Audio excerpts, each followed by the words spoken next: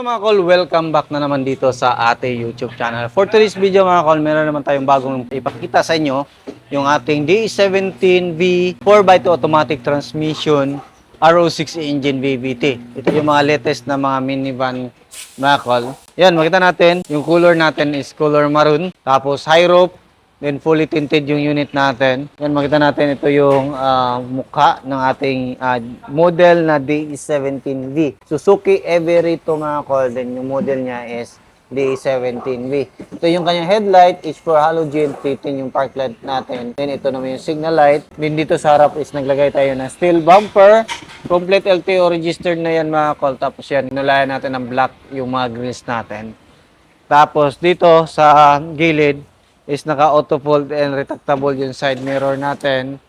Tapos dito makita natin naka 13 inches na brand new mags and brand new tire. 165 by 65 R13. Disc brake yung harap natin mga call. Coil spring.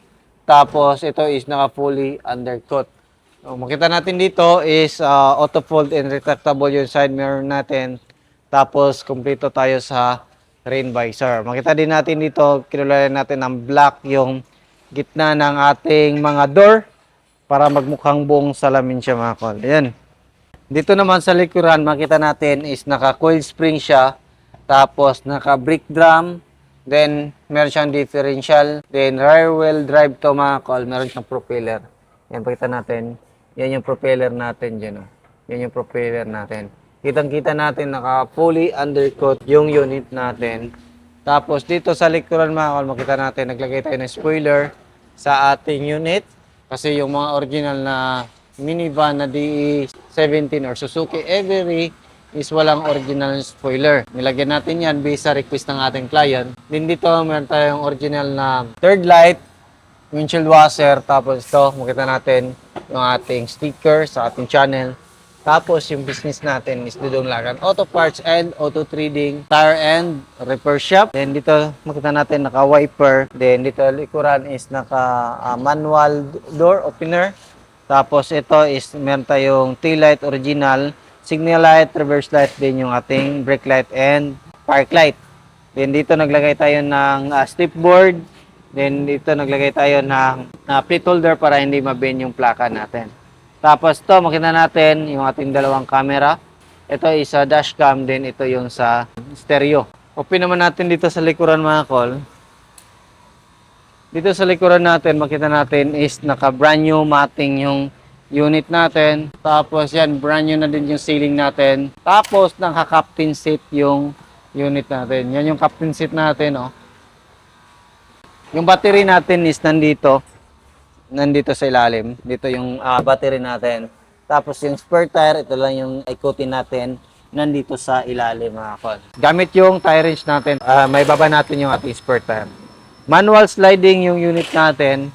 Makita natin dito, ito yung upuan ng ating unit. Meron siyang armrest, VIP setup yung kanyang upuan. Power window, cup holder or bottle holder. Tapos naka-brand new na din yung matting natin mga call.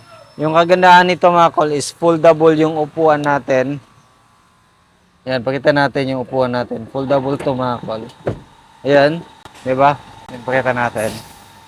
Yan yung upuan natin. Tapos ito sa kabilang side, pakita natin.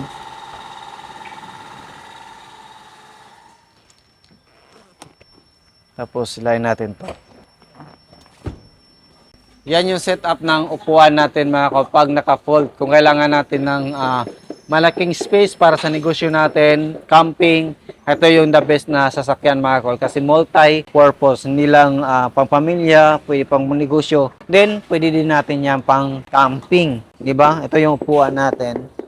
Pag naka-fold, tapos ito naka-plastic cover na din dyan. Balik natin. Yan, sa kabilang side din, balik natin.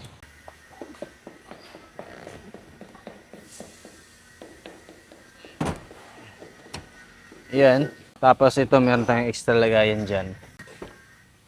Then dito, auto fold and retractable side mirror. Yan, power window sa harap, power window sa likuran. Tapos meron siyang extra lagayan dito. Then ito naman, makita natin yung meron tayong cup holder or bottle holder. Then yan, makita natin, ito yung ating cup holder, air vent. Tapos dito yung ating mga fog light. Then makita natin, ito is yung ating steering wheel. Yan, original. Tapos yun, makita natin yung dashboard natin. Yan yung stock ng dashboard natin. So ito is captain seat. Meron siyang headrest. Meron siyang lagayan dito. Naka VIP setup yung ating mga upuan.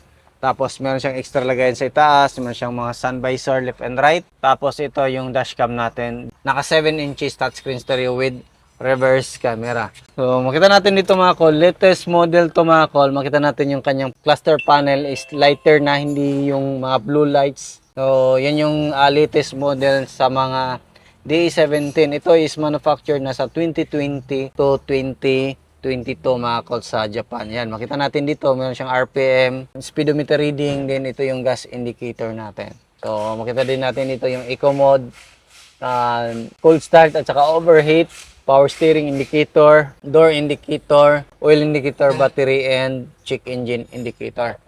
Start natin. Makita natin dito mga call is full automatic. Meron siyang overdrive dito sa gilid. Ayan, function yung kanyang audio. Open natin. Tapos yung aircon natin dito. Yan yung setup natin sa latest model na unit. Dito pa rin yung ating parking brake pedal din yung ating accelerator pedal. Then ito yung brand new matting na din natin dito mga call. Then yun, lipin natin dito yung ating makina. Ito yung makina natin mga call. So napakalinis pa. RO6E engine VVT 12 valve non-turbo. Makita natin yung ating fuel injector, isa, dalawa, tatlo. Dito tayo mag-refill ng ating engine oil. Gamit pa rin natin yung ating prime lubricant oil, VVT solenoid, camshaft sensor nandito, oxygen sensor nandito, temperature cylinder nandito, sakit sa knock sensor nandyan. Tapos yan yung catalytic converter natin. Tapos dito makita natin naka-insulate yan sa mga ilalim ng ating upuan para hindi mainit sa ating puwitan. So, lipat tayo sa kabilang side. Kung makita natin, napaganda ng kulay talaga. Gamit pa rin natin yung Ansal urethane paint dito. Tapos, lipin natin dito. Gas tank opener nandito. Tapos, dito natin makita yung ating alternator, aircon compressor, dipstick, gauge sa ating engine oil. Tapos, ito yung ating throttle body is naka-fully electronic na din yan. Tapos, dito tayo mag-check ng ating transmission fluid. Gamit pa rin natin yung ating prime lobe lubricants na ETF. Tapos, ito is yung ating main fuse box, air filter, din yung ating ECU. Then, dito naman yung ating hood opener.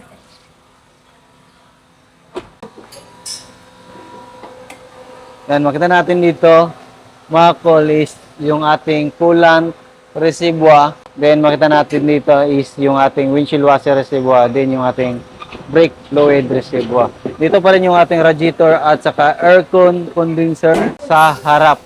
Yan yung setup natin ngayon mga call.